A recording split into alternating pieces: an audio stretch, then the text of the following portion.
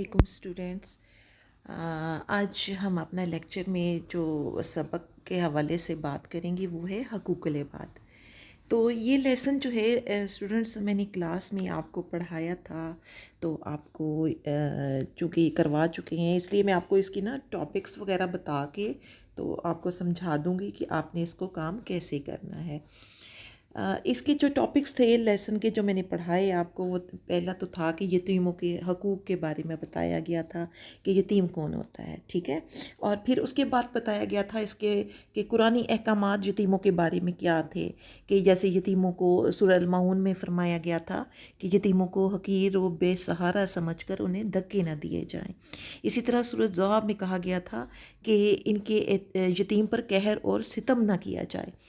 تو یہ جو تھے قرآنی احکامات، یہ یتیموں کے حوالے سے تھے۔ اسی طرح پھر بتایا گیا تھا کہ صحابہ کرام اور نبی کریم صلی اللہ علیہ وآلہ وسلم نے یتیموں کے حقوق کے بارے میں کیا فرمایا تھا۔ جیسے کہ آپ صلی اللہ علیہ وسلم نے فرمایا تھا کہ میں اور کسی یتیم کی کفالت کرنے والا جنت میں 2 ساتھ ساتھ والی انگلیوں کی طرح قریب ہوں گے، اور مسلمانوں کا سب سے اچھا گھر وہ ہے جس میں کسی یتیم کے ساتھ بھلائی کی جا رہی ہو۔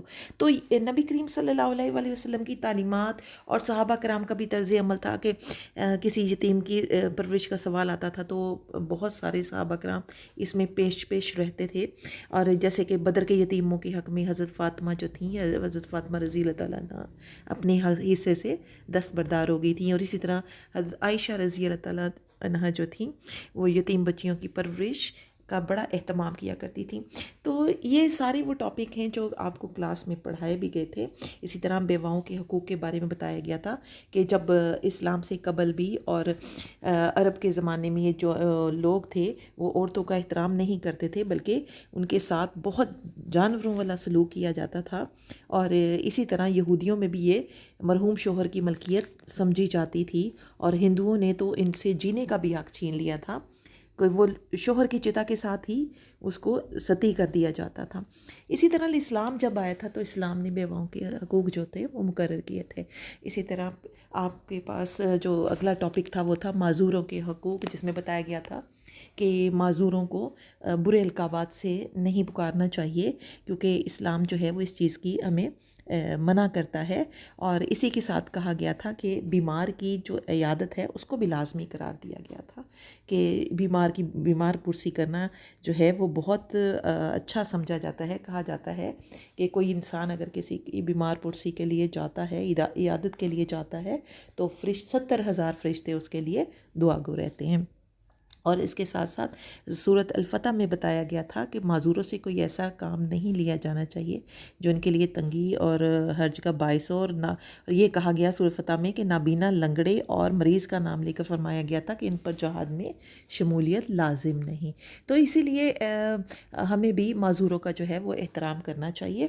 اور اس کے علاوہ آپ کے اس سبق میں ٹاپک تھا مسافروں کے حقوق کے بارے میں، کہ اگر مسافر اپنے گھر سے دور ہوتا ہے اور وقتی طور پر آرام و آسائش سے محروم ہوتا ہے تو اس کی نگہداشت کی تاکید جو ہے وہ فرمائی گئی تھی۔ اور پھر ان کے آداب بھی، ان کی خدمت کے آداب بھی بتائے گئے تھے کہ ان سے جب بات چیت کا آغاز ہو تو سلام سے ہونا چاہیے، اور سلامتی کی دعا ایک دوسرے کو دینی چاہیے، اور ان کے احترام کا بھی خیال رکھنا چاہیے۔ تو اسٹوڈنٹس، یہ سارا لیسن جو تھا وہ آپ کو کلاس میں پڑھایا جا چکا ہے۔ آپ نے اس کا گھر کا کام جو ہے وہ جو کرنا ہے وہ ہے ورک شیٹ اس کی۔ آپ نے 5 مختصر سوالات، 5 خالی جگہ پر کریں، اور 5 غلط درست فکرات جس کو آپ ٹرو فالس کہتے ہیں آپ نے وہ بنانے، ٹھیک ہے۔ اور اس کے علاوہ جو سوال نمبر 10 اور 11 ہے وہ آپ نے کتاب پر ہی سالو کرنا ہے۔ تو یہ ہوم ورک جو ہے آپ نے اپنی کاپی پر کرنا ہے۔ لیسن چونکہ آپ کو پڑھایا جا چکا ہے، لیکن پھر بھی میں نے آپ کو ٹاپکس میں بتا دیا کہ اس کے بارے میں کیا کچھ کرنا ہے۔ تو آپ نے کوشش کیجیے گا کہ ہاٹ ٹاپکس میں سے جو آبجیکٹیوز ہیں وہ آپ بنائیں، ٹھیک ہے۔